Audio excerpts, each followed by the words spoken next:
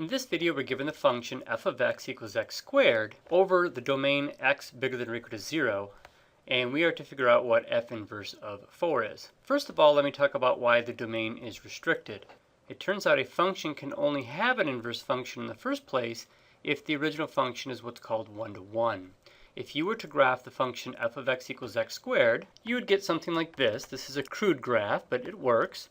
You would notice the function is currently not one-to-one, meaning if someone were to draw a horizontal line like this, that they would hit more than one point. The fact that this graph fails the horizontal line test means that it is not one-to-one, and therefore it does not have an inverse function, and we couldn't even ask the question in the first place. What we do to make the function one-to-one is we basically choose one side of this U-shaped graph and get rid of it. So in this case, we're choosing the left-hand side of this parabola and saying, well, what if we didn't draw that part at all? What if we only consider x values that are bigger than or equal to 0, ignoring all the points over here whose x values are negative? That being the case, our graph of f of x equals x squared over its restricted domain would start at the point 0, 0, and you'd simply have the right side of the parabola that would pass the horizontal line test. Now, if I were to draw a horizontal line, it would only hit 1 point.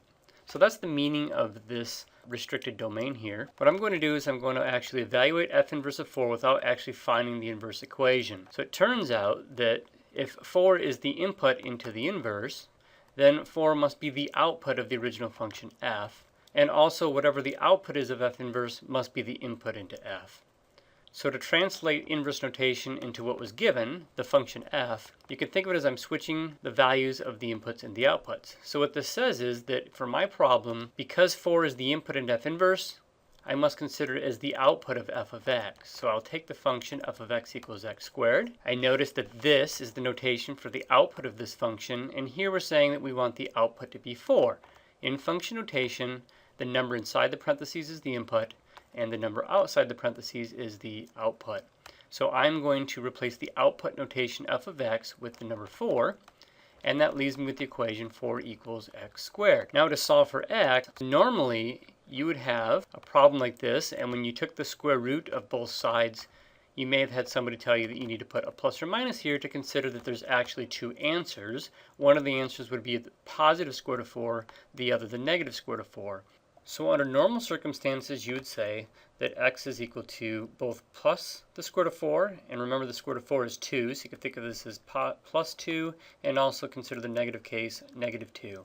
So if it weren't for this restricted domain, I would say there's two solutions to this equation, but since we restricted the domain so that we're only considering x values that are bigger than or equal to 0, meaning we're only considering x values that are positive, we should have never taken the negative case here to begin with. So if you let me back up a step, when we took the square root of both sides, I should have noted that we're only considering the positive case. This is called the principal root, by the way. We're only finding the principal root, which gives me x is positive 2. So to summarize, what I found is that if you were to replace x in the original function with the number 2, you would get that f of 2 is 2 squared, which is 4. So f of 2 is 4. And if you change this into the inverse function, since inputs and outputs get switched, the output of 4 would be the input into f inverse, the input of f would be the output of f inverse, and we have thus found the value of f inverse of 4.